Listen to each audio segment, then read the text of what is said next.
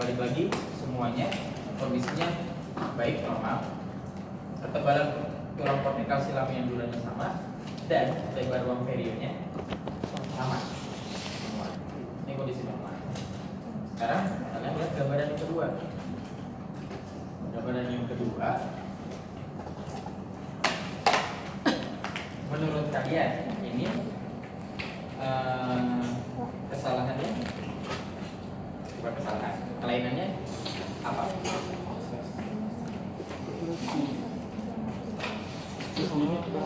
Akses ini. Oke, yang kalian tahu cirinya akses kok? Oh enggak, itu diabetes apikalis kronis. Karena batasnya jelas. Batasnya jelas. Kalau di sini yang saya gambar batasnya sama kayak lamina dura. Jadi dia tidak ada terputusnya lamina dura di sini. Dia terjadi pelebaran ruang perio yang terjadi di apikal. Ini bukan terjadi karena adanya trauma atau apa ya. Kalau memang kalau kalian pernah dengar trauma fusion itu salah satu ciri-cirinya adalah adanya pelebaran ruang periodontal pada lamina dura. Tapi yang kalian harus tahu itu lokasinya ada di mana. Pelebaran seperti itu. Apakah ada di daerah tension atau di daerah compression? Kalau kita ngomongin trauma fusion, kita harus ngomongin tension dan compression. Gitu. Jadi ada yang menyempit, sisi lainnya pasti ada yang melebar. Ada yang menipis, ada yang menebal. Nah, kalau ini terjadi tetap penyakitnya dari pulpo periapikal. Bisa dia sudah nekrosis, bisa dia pulpinis, bisa dia partial nekrosis. Ada 3 penyakit pulpa, bukan cuma 3 sih, yang bisa menyebabkan terjadinya kelainan di pulpo periapikal. Biasanya 3 itu. Benar kan? Kalau masih hiperemia pulpa jarang. Kalau masih iritasi pulpa apalagi, gitu kan. Tapi kalau kita sudah ngomongin pulpitis kronis, biasanya terjadi ada kelainan pulpo periapikal, tapi tidak selalu. Cirinya adalah adanya pelebaran si ruang perionya. Lamina duranya tebal nggak? Paling dikit bisa jadi. Belum tentu. Bahkan biasanya sama ketebalannya dari si cervical sampai clavicle tetap sama, tapi ruang perionya. Terus ciri lainnya adalah menandakan bahwa dia ini ada kelainan nih, kronis kelainan.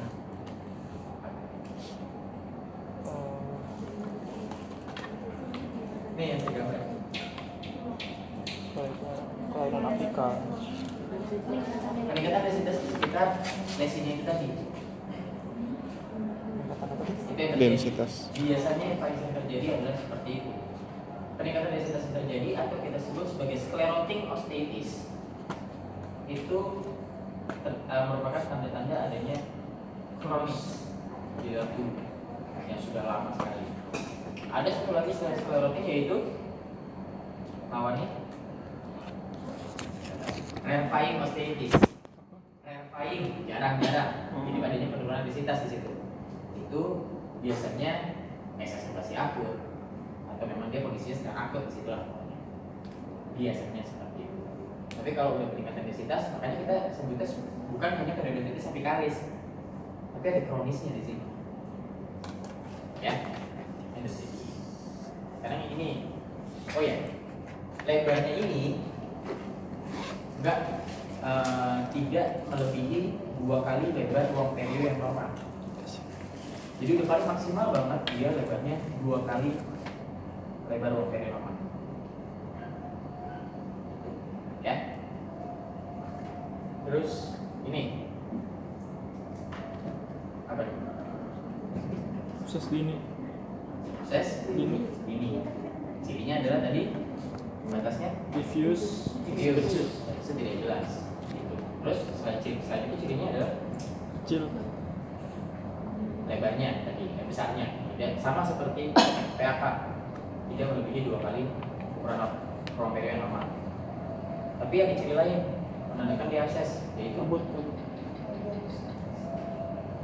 radialisasi berkabut. Itu struktur internalnya.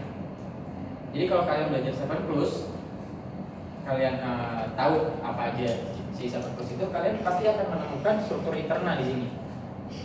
Gitu. Struktur internalnya sesuatu, ada radiolusensi dan berkabut. Masih seperti itu. Sekelilingnya peningkatan nggak? Biasanya belum. Kalau kita masih menyebut sebagai akses tinggi. Ya. Sekarang lebarnya nggak lebih dari 2 kali normal, tapi ada peningkatan densitas. Kita sebutnya apa? Akses kronis. Sudah akses apikalis kronis. Akses dini itu kan berarti tahap awal, namanya juga dini, gitu kan? Pada saat sudah ada peningkatan densitas, berarti dia sudah berlangsung sangat lama, sehingga dia sudah mencapai titik kronis di situ. Jadi even ukurannya tidak lebih dari 2 kali ukuran yang normal, dia sudah disebut sebagai akses apikalis Kronis. Oke, yang ini Akses apikalis kronis. nah, ini seperti ini gambarannya akses apikalis kronis. Biasanya ukurannya sudah besar, biasanya, tapi tidak selalu juga. Batasnya tidak jelas, struktur internalnya diffuse, sekitar peningkatan densitas. Artinya batas tidak jelas itu apa sih? Bisa di tracing. Enggak, maksudnya ya oke lah, dia tidak bisa ditelusuri kan dari lamina dura. Tapi berarti lamina dura yang di sini sudah putus. Jadi sudah terputus di sini. Jadi nanti pada saat kalian melakukan interpretasi di halaman kedua tentang Spesifik. ruang perium dan lamina dura, kan ada sepertiga servikal, sepertiga tengah, sepertiga apikal. Di sepertiga apikal pasti sudah putus. Ruang perium ini masih ada nggak?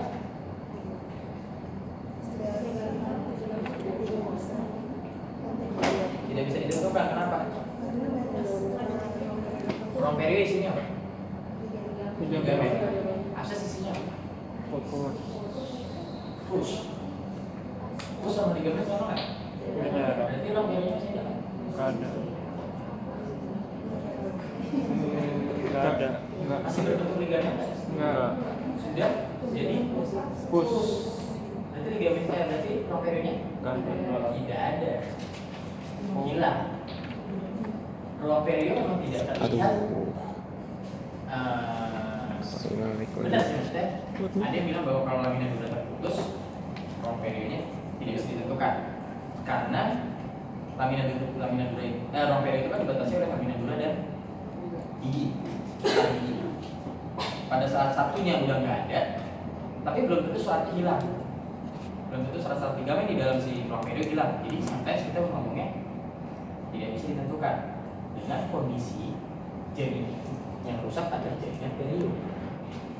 Tidak ada akses di situ, tidak ada kista di situ, tidak ada granuloma di situ. Oh ya.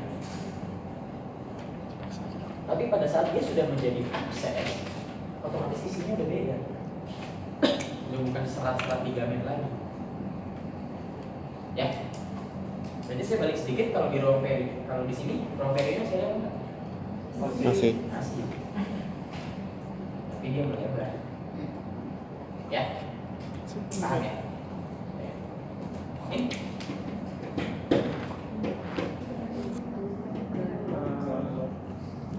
granuloma. Tandanya apa? Besarnya. Granuloma. Besarnya. Atasnya jelas. Bisa jelas yaitu radio.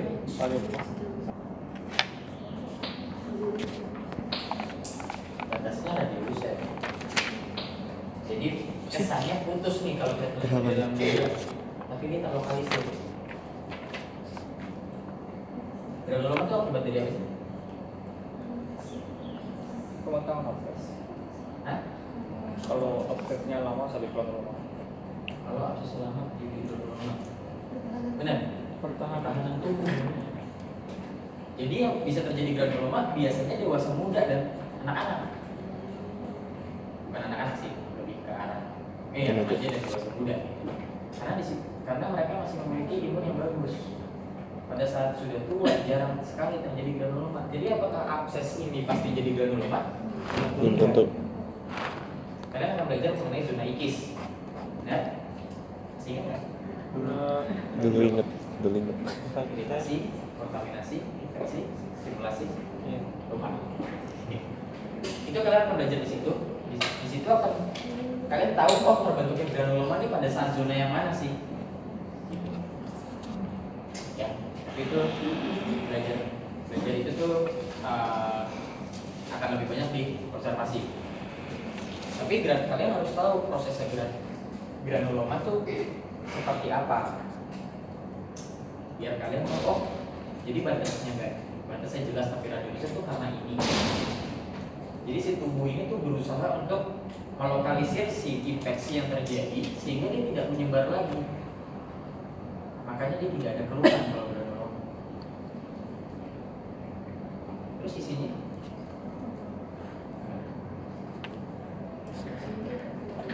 Rambutkan. namanya kan granuloma. Granulasi. Jaringan granulasi sih. Jadi ada pola-pola granulasi. Tahu kan yang pola granulasi seperti apa? Granular kayak kalian melihat di rahang atas, pola trabekulanya rahang atas. Ya. Kalian harus belajar sering-sering melihat radiogram. Ya. Isinya adalah jaringan-jaringan granulasi. Jadi kita bisa bilang radiolucent berkabut juga, tapi ada polanya. Kalau abses tuh nggak punya pola berkabutnya, nasal aja diffuse. Kalau ini ada polanya. Ya, ini Kista apa? Kista radikular atau kista diameter. Ya. Isinya apa?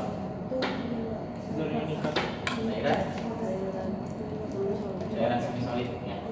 Cairan semi solid sehingga gambarannya menjadi Radiolucent.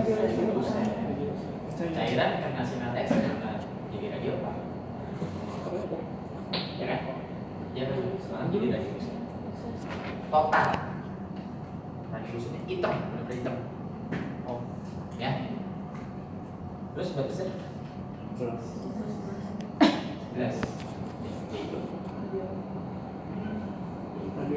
Radio Pak karena dia merupakan konis. Tulang. batas radio Pak itu apa sih? Tulang sklerotik. Apa? Tulang sklerotik. Coba lihat kamu.